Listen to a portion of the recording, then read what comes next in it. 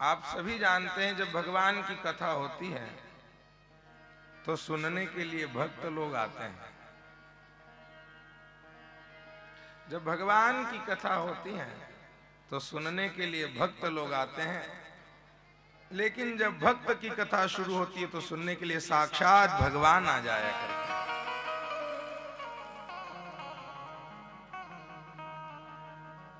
और आज हम ऐसे भक्त की कथा सुन रहे हैं जिन्होंने इस कलयुग में 52 बार भगवान को प्रकट करने पर विवश कर दिया कि आना ही पड़ेगा, और हर बार भगवान आए।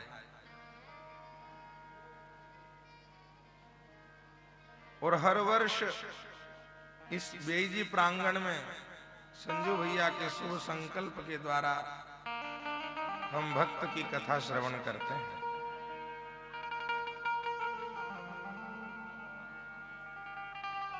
तो हम सबसे पहले धन्यवाद तो श्री रामचंद्र जी पटेल साहब, उनके सुपुत्र, उनके पूरे परिवार को देते हैं कि हर साल हमारे ऊपर कृपा करके भक्त और भगवान के इस चरित्र को गाने का अवसर हमें मिलता है।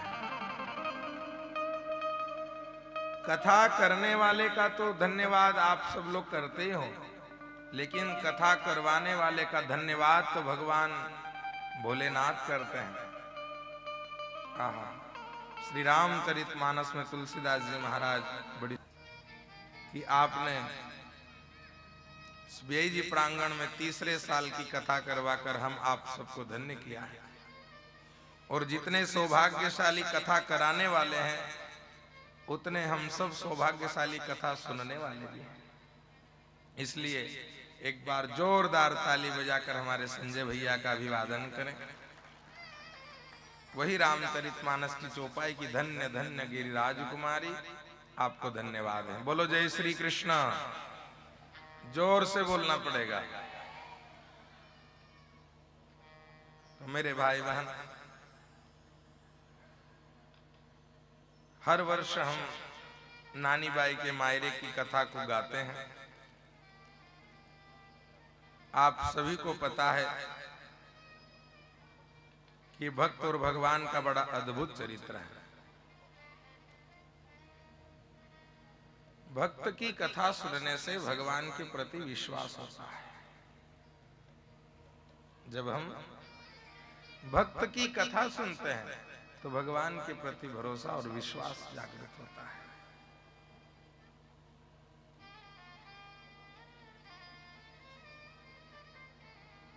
हम एकदम से किसी के ऊपर भरोसा नहीं करते, हमें भरोसा दिलाना पड़ता है, और वो भी किसी का सहारा लेकर के।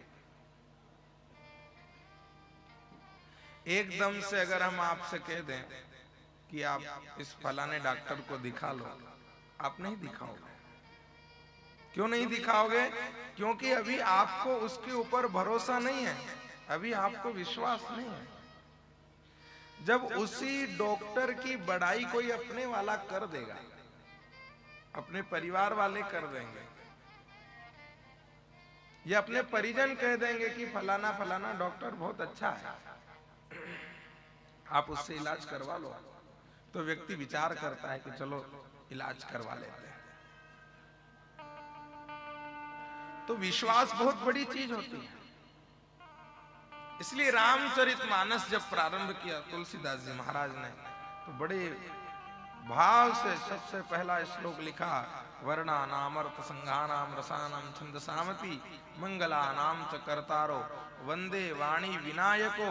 और दूसरे ही श्लोक में लिख दिया, भवानी शंकरो वंदे श्रद्धा विश्वास रूपिणो याभ्याम विना न पश्यन्ति सिद्धा शांतस्त्वमीश्वर। पहला श्लोक मां भगवती वीणा धारिणी सरस्वती को प्रणाम किया, गणेश जी को प्रणाम किया, और दूसरे ही श्लोक में कह दिया, भवानी शंकरौ वंदे, बोले श्रद्धा विश्वास रूपिणो। राम कथा और भगवान की कोई भी कथा अगर आपको सुनना हो तो विश्वास और श्रद्धा की जरूरत है। बोलो जय श्री कृष्ण। बिना श्रद्धा और विश्वास के अगर कोई कथा तुम सुनोगे तो उसके प्रति आपकी जागृति नहीं होगी। जैसे अगर हमको किसी के ऊपर भरोसा हो गया तो फिर हमें ज्यादा किसी से पूछने की जरूरत नहीं पड़ती। उसी प्रकार भक्त और भगवान के इस अद्भुत चरित्र का वर्णन हमारे अंदर सोए हुए विश्वास और श्रद्धा को जागृत करने के लिए है। उस श्रद्धा और विश्वास को जागृत करना हो तो मेरे भाई बहन भक्तों का चरित्र जरूर सुनिए।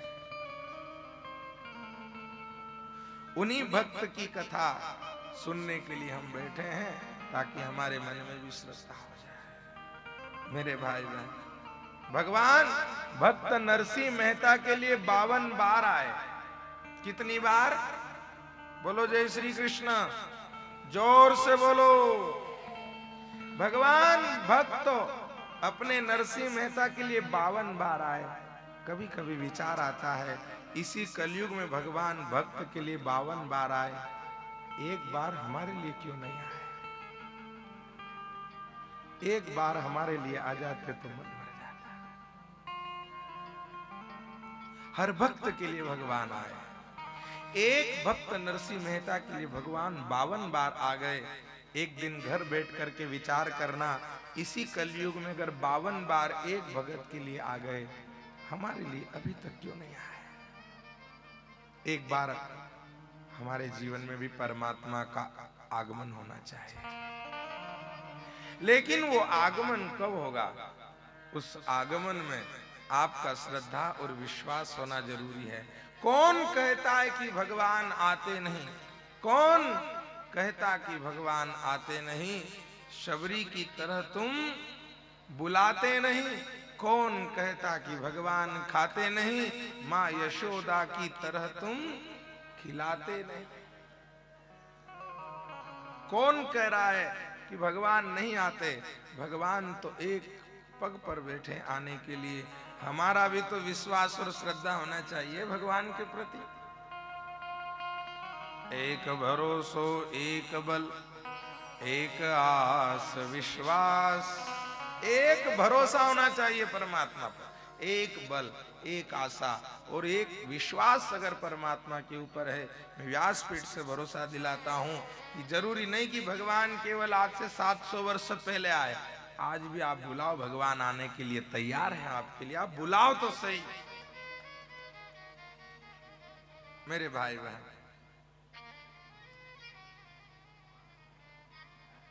इस कथा को सुनने से विश्वास होता है और ये कथा सबके जीवन में होती है। ये नानी बाई का मायरा जो है ना, ये प्रसंग सबके जीवन में आता है। और देखो संजू भैया ने एक मायरा नहीं भरेंगे, अभी 2-2 मायरे भरना है आपको। बोलो जय श्री कृष्ण, जोर से बोलो। पर देखो संसारिक मायरा भरने से पहले कितना अच्छा भव्य दिव्य अनुष्ठान कि पहले गुरुजी भगवान का काम और फिर अपनी बहन का काम। पहले भगवान की बहन का काम और फिर अपनी बहन का काम। तो पहला भगवान की बहन को तम भर दोगा तो तुम्हारी बहन को सगड़ो भगवान ही ने भरी जाएगा। बोलो जय श्री कृष्ण। और यही भगत की कसौटी है, यही परीक्षा है। मेरे भाई बहन, आप भगवान के लिए एक कदम बढ़ो, भगवान आपके लिए भी एक ही कदम बढ़ेंगे। लेकिन भगवान का कदम बहुत बड़ा होगा, आपका कदम तो छोटा है।